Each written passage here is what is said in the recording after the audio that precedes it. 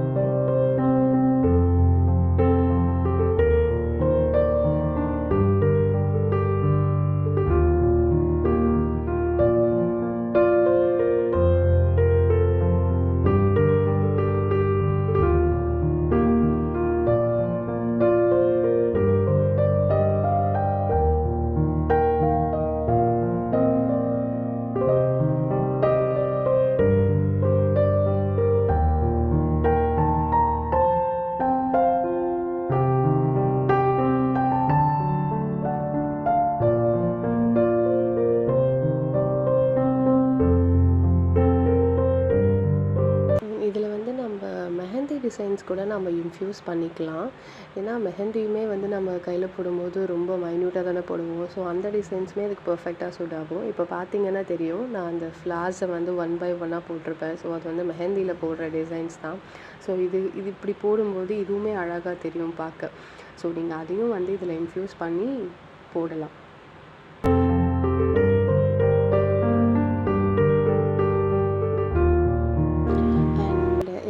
இந்த மாதிரி மைன்யூட்டாக போட கொஞ்சம் கஷ்டமாக இருக்குது ஸ்டார்டிங் ஸ்டேஜில் அப்படின்னா, இப்போது நான் போட்டுட்ருக்க டிசைன்ஸ் வந்து ட்ரை பண்ணி பாருங்கள். இது வந்து ஜஸ்ட் ஒரு லைன் ஸ்ட்ரோக் தான். இந்த மாதிரி ரேண்டமாக ஒரு ஸ்ட்ரோக் மாதிரி லைன்ஸை ரேண்டமாக வரைஞ்சிக்கோங்க.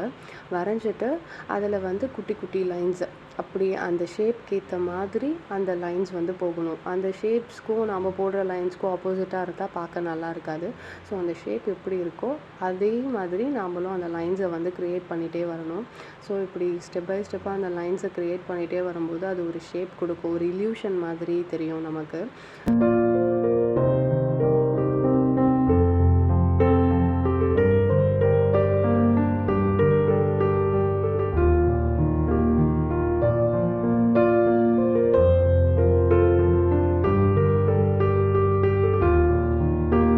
ஸோ நீங்கள் இதை பண்ணிகிட்டே இருக்கும்போது இப்போ இதுவே நான் பண்ணுறதே கூட பார்த்தீங்கன்னா அது பார்க்க ஒரு டிசைனாக நல்லா இல்லாத மாதிரி உங்களுக்கு மேபி ஃபீல் ஆகலாம்.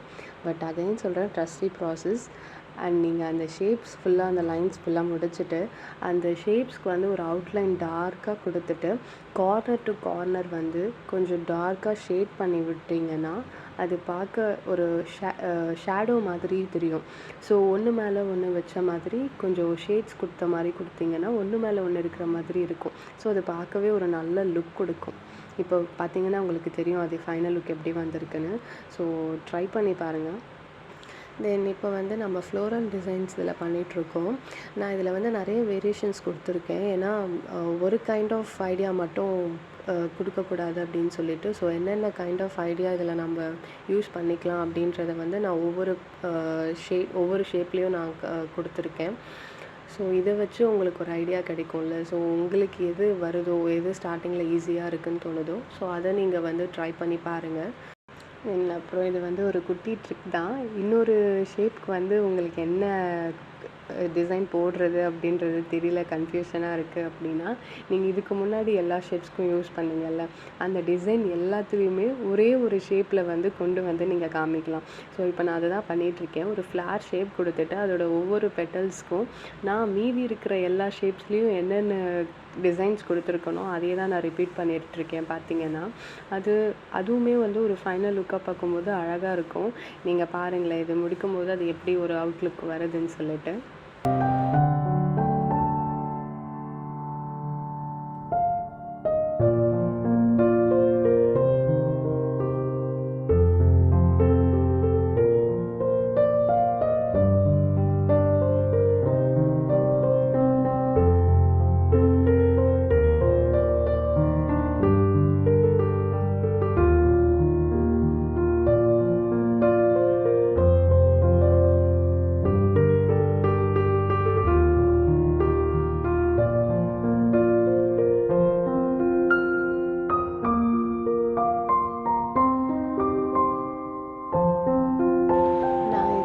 தெரப்பி அப்படின்னு சொன்னேன்னா, இப்போது நீங்கள் பார்த்தீங்கன்னா தெரியும், நான் ஃபுல்லாக அந்த ஒரு ட்ரையாங்கிள் ஷேப் மாதிரி இருக்கிறதுக்கு ஃபுல்லாக பிளாக் கலர் ஃபில் பண்ணிகிட்ருக்கேன்.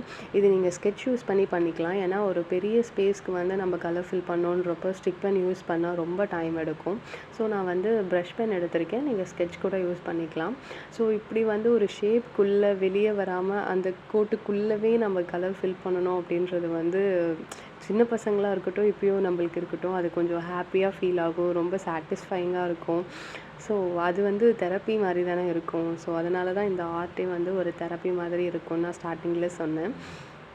யார் யாருக்கெல்லாம் இந்த மாதிரி கலர் ஃபில் பண்ணுறது மட்டும் பிடிக்கும்னு சொல்லிட்டு சொல்லுங்கள்.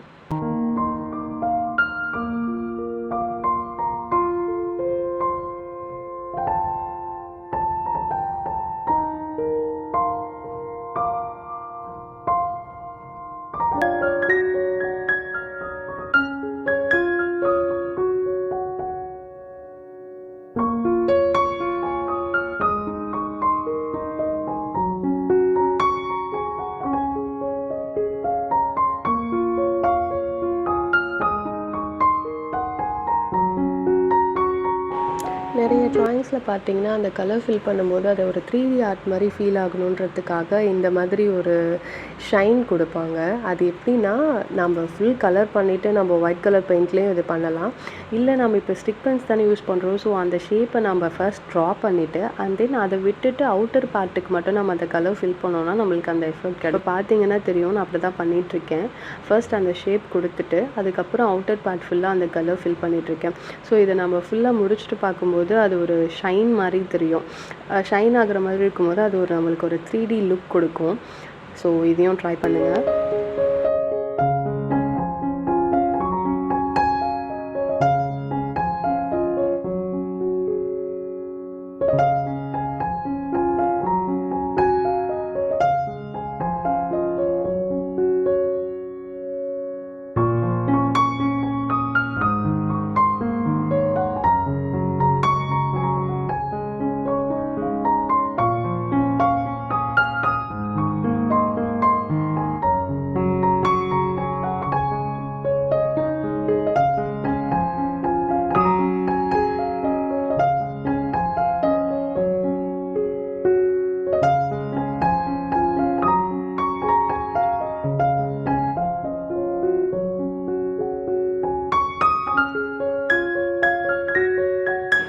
மண்டாலா ஆர்ட் கம்ப்ளீட் பண்ண போகிறோம்.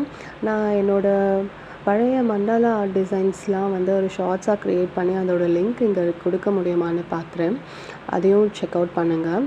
ஸோ இதுதான் நம்ம final look of the mandala art. எப்படி இருக்குன்னு சொல்லுங்கள். சேனலை சப்ஸ்கிரைப் பண்ணிக்கோங்க. Bye guys, see you all soon.